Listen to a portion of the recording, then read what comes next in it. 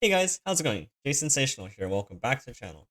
Today's video is going to be a little bit different. It's going to be geared more towards the people playing in seasonals, or at least interested in following along with seasonals, just to see how the meta evolves. This will also be a pseudo, just like a meta check-in for ladder. So if you are trying to hit masters or something like that, you'll probably find something in here that maybe will help you out, or just get a little bit more awareness if you haven't seen like the ladder stats recently. Either way, this will be just more focused on how I think the seasons will look like, what kind of lineups I'm expecting to see, what might be the most popular lineups, and maybe you guys can get some inspiration for lineups for yourselves. Tomorrow I will be posting my own seasonal lineup video, so that should also be very exciting as well. But if you guys are interested, there is going to be a lot of information to unpack here. I'll try to keep it as concise as possible, but let's jump into it and just see how it goes. So starting off here, I'm just going to go over the ladder stats for the last week.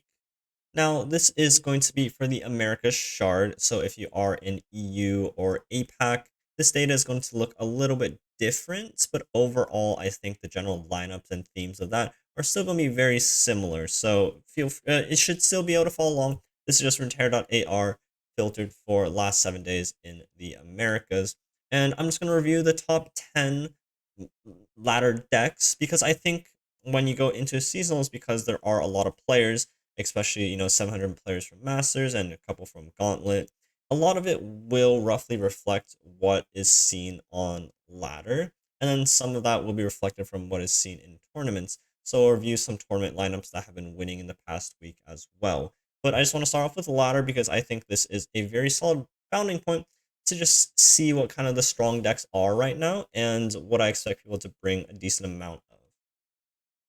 So, and this is where things like start to make sense when we start talking about lineups, and we see that the very top two popular decks right now are Pantheon Yumi as well as Talia Ziggs. I think these are on the uprise, or at least Trundle Tremor. Field Rush is kind of on the downrise, or going down. I believe Field Rush was the number one deck for a very long time, until I think it got out unseated by some of the more classic mid-range decks.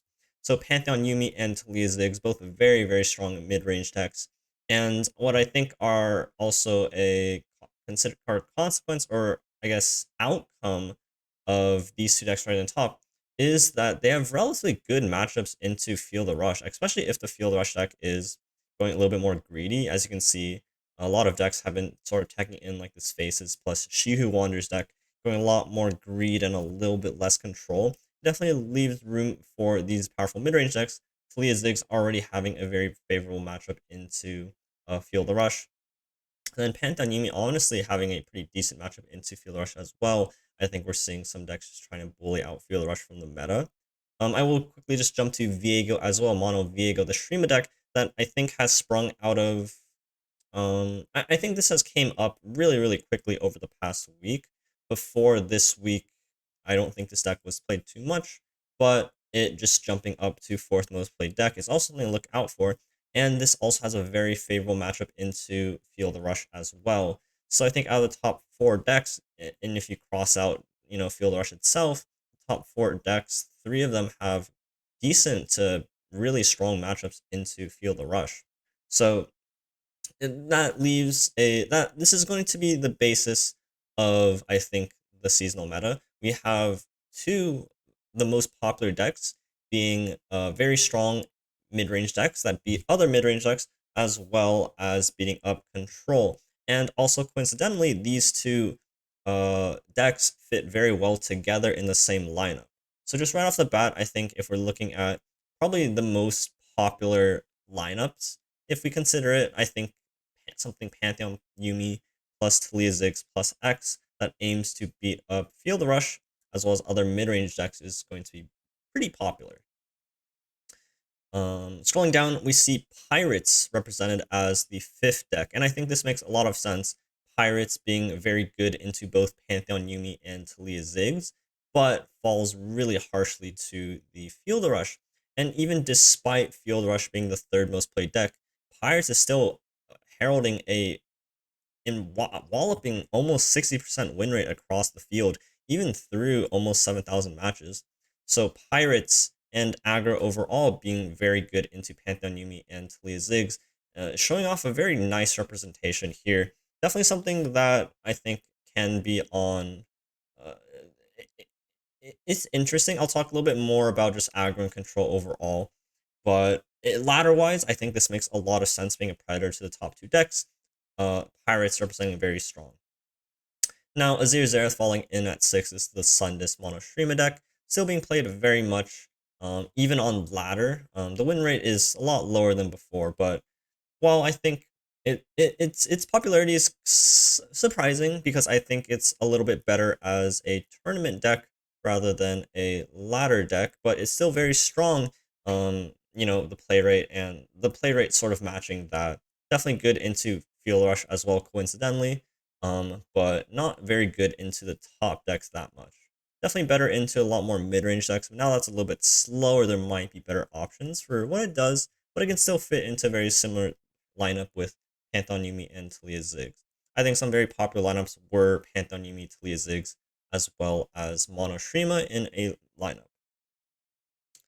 Aphelios Fizz coming in 7 is also just a little bit of a sort of I came out of the woods last week.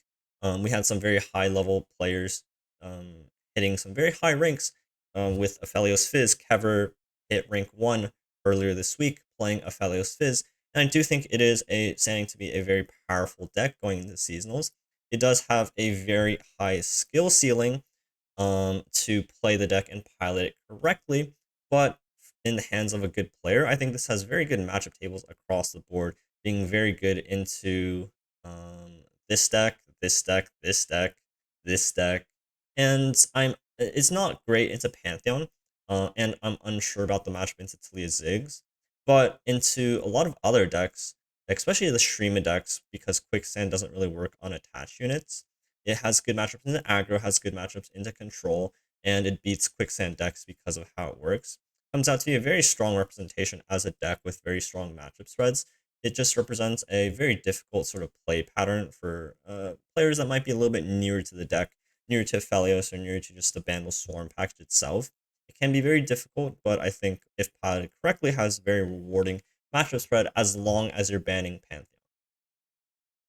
Caitlyn Ez, pretty classic. You've seen this like every season. This will probably always be represented. It is 8th in ladder meta, so I expected to see some very reasonable play. Maybe the 8th popular in tournaments as well. It's just a very solid mid-range tempo deck, but it does lose points a lot into decks like Field Rush. I think Talia Ziggs is in the greatest matchup. Even Pantheon isn't great. It doesn't have like a very good matchup table into a lot of the top decks. But as if you are very skilled into it or skilled with the deck, because it's just been very popular for many seasons, you can skill gap a lot of players that might not be as experienced or not as good. And this will always remain a very good comfort deck. Where it is good into is against Scouts, which is the 9th deck following it. Scouts as well seeing a resurgence from in the ladder meta as well. I think Scouts is definitely that underrated ladder deck that always has these fluctuations between how good and how bad it is. But I think in tournaments, it would always be a very, very powerful deck. Just absolutely just smashing control decks, smashing slower decks, and smashing aggro at the same point. So I think in any sort of lineup for a tournament, Scouts always finds a way to the top. And then coming in at 10 and 11, I'll just cover both of them because they are just Jace decks. They're just tempo decks overall. Fitting into the overall mid-range sort of curve, we have Heimer Jace and Jace Lux playing just as tempo decks overall. Just the Jace package, things like that. Heimer, the SI version does have some better control tools, but the Demacia version does have better tempo tools, and all kind of just balances out there. These two decks definitely remind me or put in a similar boat as Caitlyn Ezreal, where I think their matchups into some of the bigger decks like Pantheon and Field Rush and Talia Ziggs are not that good overall. They definitely have some mid-range sort of plans that they do beat up into, but into the bigger decks they do struggle a little bit more. And I think fall into a similar category of Draven Ezreal, where there are potentially better decks that fit into these slots. But if you're very comfortable with these decks, then it's sort of, you should pick comfort plus like knowledge of pilot and things like that over potentially just slightly stronger deck. But I think this relatively the top and the middle of ladder relatively reflects where I think the power level of most of the decks are. The bottom decks, except for Aphelios Fizz and Scouts, which I think are two relatively sleeper decks out of the ladder meta, have very strong tournament standings. Caitlyn as Heimer Jace, Jace Lux, I think are just very solid decks across the table, but probably have better alternatives in their place. And where I think the meta stands right now is really just in the top 5, top 6 decks, if you include Mono Shurima. And this is what I think will likely translate into the core of the seasonal match lineups as well, especially because these two decks just pair so well together. You'll always have control players, you'll always have aggro players. Viego, I think, popping out very well into most of the meta as well, looking quite strong. And then Azir Zerath, I think its popularity, because it's been around for so long, I think a lot of people have very comfort picks on Azir Zerath as well. But it does tie into the Pantheon Yuumi Talia Ziggs package as well. Now, overall, I want to talk a little bit generally about, I guess, just metas, tournaments, and things like that. When we think about what we expect the most, I definitely think, the most popular decks definitely have, the most representation, especially when it's decks like Pantheon Yuumi and Talia Ziggs, which I think are relatively straightforward decks to play and have relatively high payoffs for them, without having like a too difficult play pattern to them will probably have the most popular play rates, and they fit pretty close. If you think of a bell curve with aggro on one side, control on the other, you'll probably see something like this, where the people leaning towards full aggro and full control are probably less prominent, but there's a lot of representation from mid-range slash tempo decks within the middle. And it just so happens that the top decks are bullying out control decks like Feel the Rush. But at the same time, if the top decks are Pantheon, Yuumi, and Talia Ziggs, the triple aggro decks do have a very juicy target into the top, and then the control decks definitely have a very juicy target into the triple aggro. It becomes a very sort of polarizing sort of approach if you go for either some triple control or triple aggro lineup, because you're either expecting to completely smash one sort of lineup or fold to another sort of lineup. And that's also why a lot of people find comfort in the middle, where you're sort of you're sort of good both ways.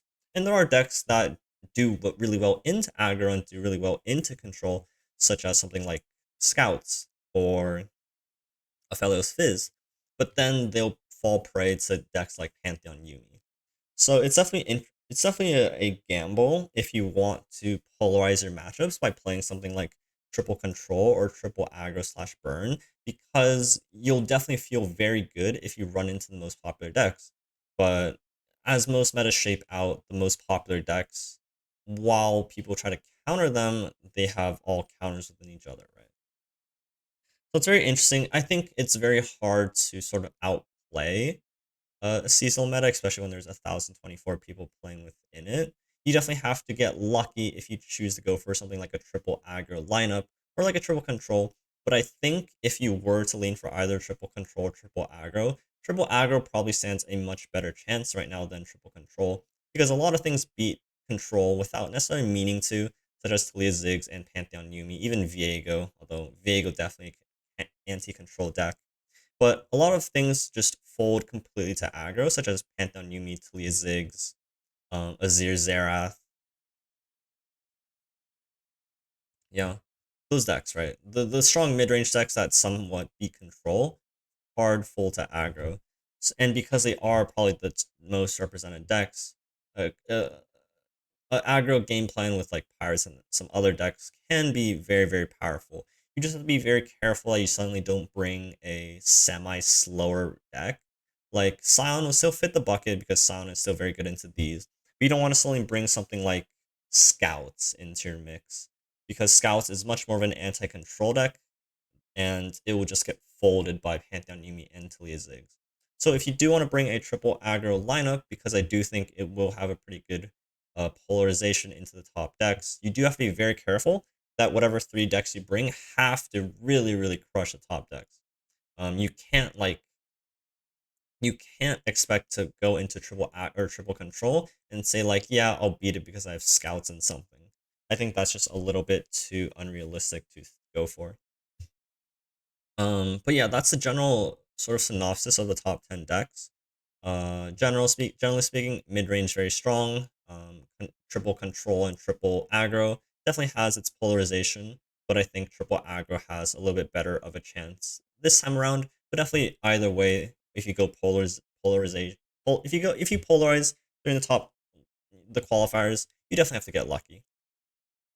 But that's the general synopsis for the ladder leading up to the seasonals. I'm just going to go over some of the recent tournament lineup wins from the Master Runeterra tournaments. And you can talk about the lineups if they make sense and what they really beat and which lineups I think will be popular, which lineups do I think are good. And then, because when it comes down to a tournament, a lot of people bring like their comfort decks and comfort picks. So some of these lineups might look a little bit weird. So let's see. Okay, so this is for the 8th. So on first place on May 8th, the top lineup, quite easy to win, very phenomenal player, is Aphelios, Pantheon Yumi, as well as Scouts. Huh. This one's interesting. I think this one definitely abuses the fact that you can see that it's geared to be good into control. We have Scouts as well as Fizz Aphelios and Pantheon Yumi with a Bastion, some concert or Cataclysm, things like that. Definitely very solid picks into control decks. Also pretty good into aggro. The Pantheon deck definitely is a little bit more suspect into this lineup. But again, I think the overall plan is still just generally okay. It's a little bit weird because now I think these scouts opens up the lineup to a few more sort of mid-range outs for the deck. Because like this lineup wants to ban Pantheon, right? You have the Fizz of Helios and you have the scouts. You're trying to ban the Pantheon, but if you run into like other sort of Demacia decks, the scouts does feel like a little bit odd here, especially when you have Pantheon yourself. So I think this lineup just comes out to just being very skillful, really. You're playing Fellows, probably one of the highest skill decks in the game right now. You're playing Pantheon, you can high roll a little bit with Pantheon. And then Scouts has good matchup table overall, but I think there are the matchups that it's weak into. So a little bit surprising. I think this lineup makes a little bit less sense than I thought it would, but easy to win, definitely a very good player. Sort of an interesting one to see. Second place, Trivo on the Pantheon Yumi, Talia Ziggs, as well as the Fizzophelios. So this is what I was talking about. The Pantheon Yumi plus the Talia Ziggs, I think, is a very strong combination and probably one of the most popular combinations you'll see. The third deck here, Fizzophelios, I think the third deck can just be a third strong deck, a deck that you feel very confident with. And I think for high level players, Fizzophelios fits that bucket because it doesn't really have particularly bad matchups outside of specifically Affiliate or Pantheon. Or if they are, you can definitely skill gap those because um, decks like this, when they have high skill ceilings, they also have high payouts for them as well. So a deck like this can easily fit into it. But I expect a lot of Talia Ziggs plus Pantheon Yumi sort of lineups because they make a lot of sense as two very strong decks.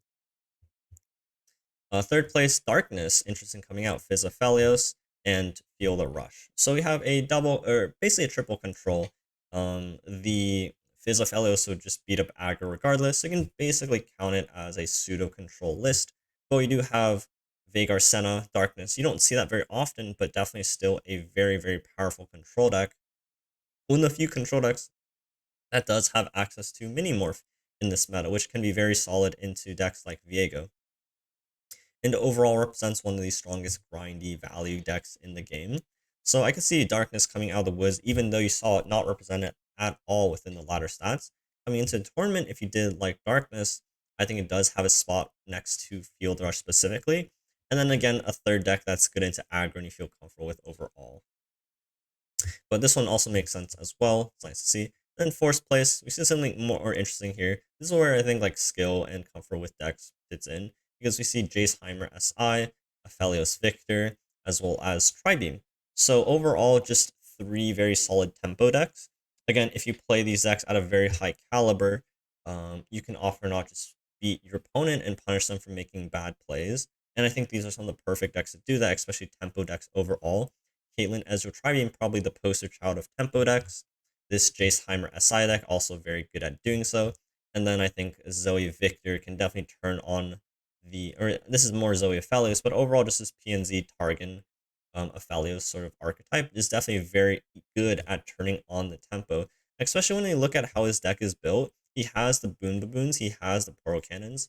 This is definitely a much more tempo heavy version of the deck, which has a lot of burn to finish, as well as some elusive pressure as well.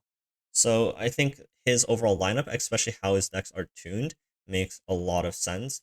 And this is a lineup that I think this is a mix of comfort as well as just abusing the fact that you're a good player, right? These are just three very solid tempo decks. Not that I would say they have the best matchup tables across the board compared to maybe some of the other top lineups, but definitely just a representation of high skill ceiling and high skill level.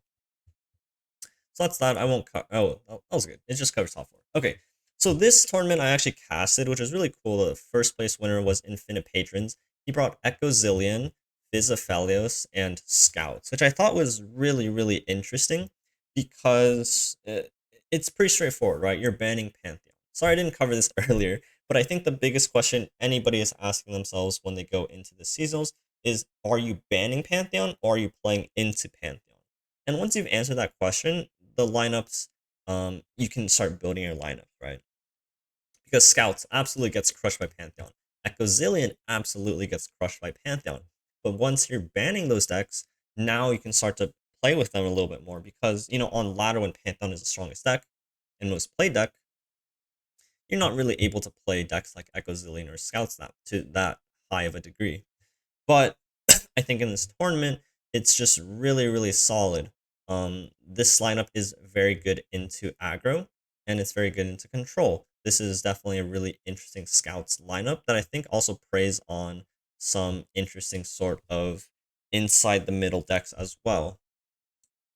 You're definitely good into the slow control decks because of Scouts.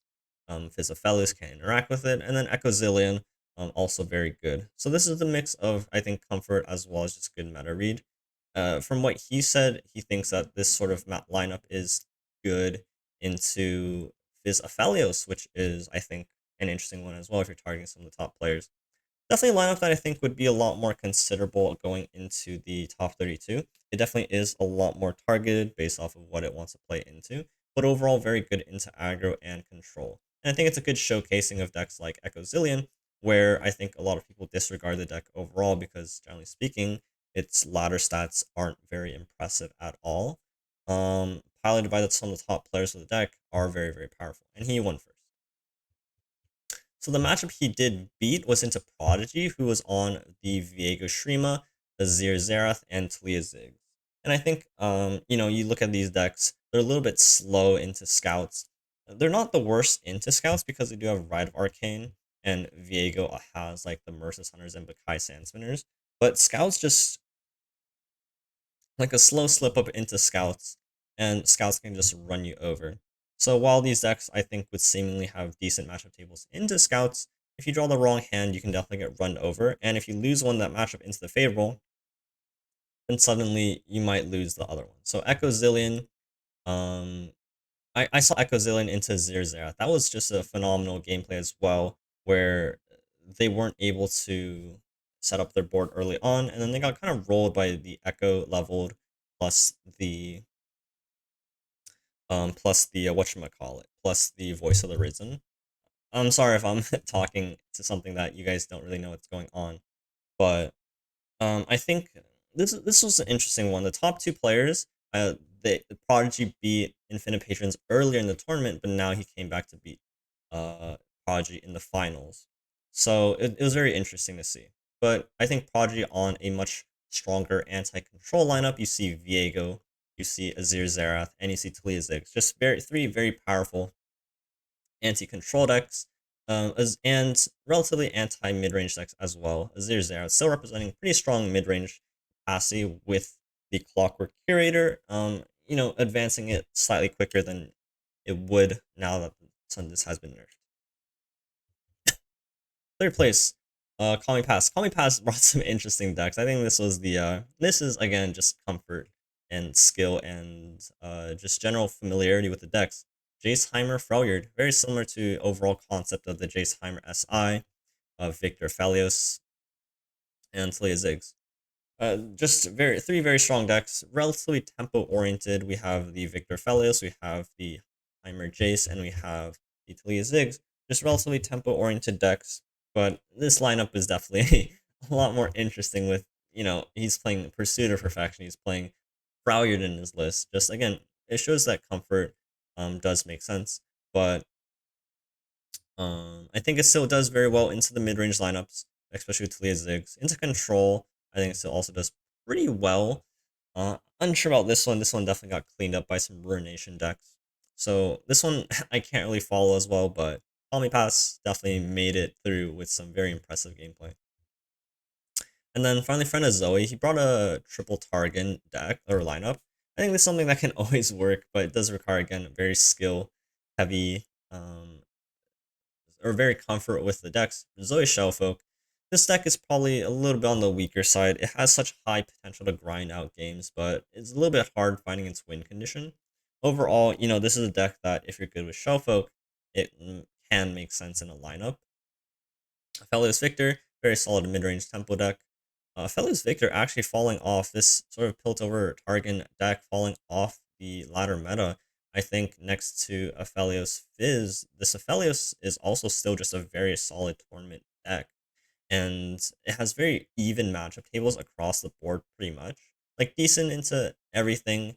Nothing super polarizing except into potentially aggro decks, which it should farm pretty hard, but without any ladder representation might catch people off guard.